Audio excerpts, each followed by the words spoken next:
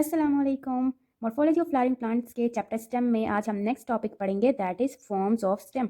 तो हमारे पास total 4 forms of stem है, या तो रिड्यूस स्टेम होगा, या एरेक्ट स्टेम होगा, या वीक होगा जिसको हम क्लिम्बिंग स्टेम भी कह सकते हैं, या फिर होगा prostate stem.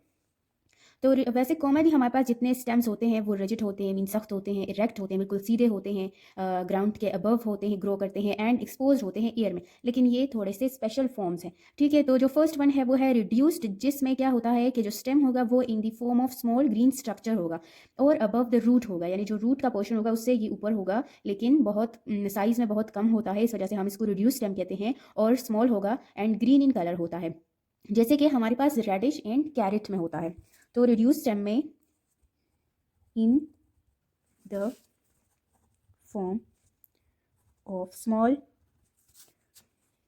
Green structure above the roots, roots के ऊपर होता है। एग्जाम्पल है रेडिश एंड कैरेट, और अनियन भी है, वहाँ पे भी हमारे पास रिड्यूस स्टेम होता है। सेकेंड टाइप है या सेकेंड फॉर्म ऑफ स्टेम है इरेक्ट। तो as the name indicate erect है, तो ये बिल्कुल सीधा स्टेम होगा, और ये जो स्टेम होता है ये क्या होगा, ये होता है थिक, और ये होता है स्ट्रांग, और ये इरेक्ट ग्रो करता है, ग्रो इरेक्ट। इसके अलावा इसमें क्या होता है कि जो इस स्टेम के ऊपर जो इसके अपने लीव्स होते हैं वो एयर में एक्सपोज हो जाते हैं, exposing its leaves into the air or to air।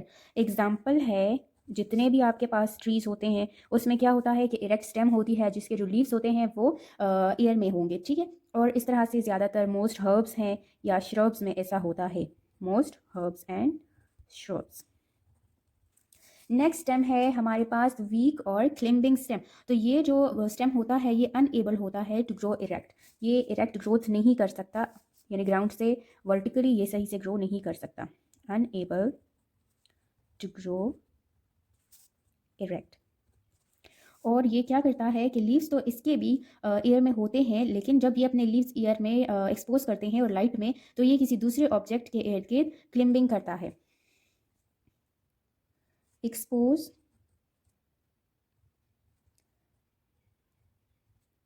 their leaves to air and light by climbing। Climbing ये किस चीज़ के ऊपर, दूसरे ऑब्जेक्ट्स के ऊपर, अब दी ऑब्जेक्ट्स। जैसे कि हमारे पास है ग्रेप्स फॉर एग्जांपल,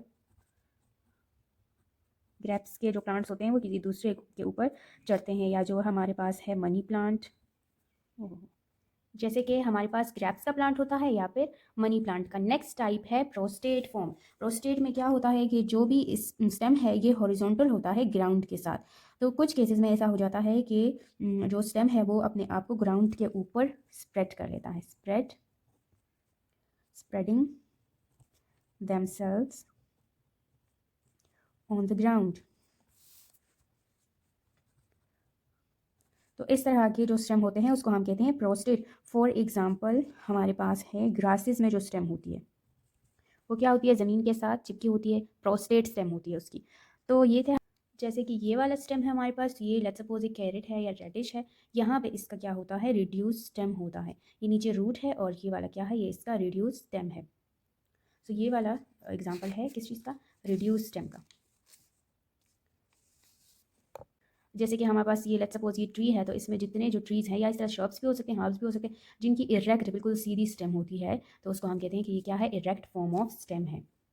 तो ये थे हमारे पास फॉर्म्स ऑफ स्टेम, जिसमें हमने पहले पढ़ा रिड्यूस स्टेम, फिर हमने पढ़ा erect stem, then third one was weak और climbing stem, and fourth was prostrate stem. Thanks for watching.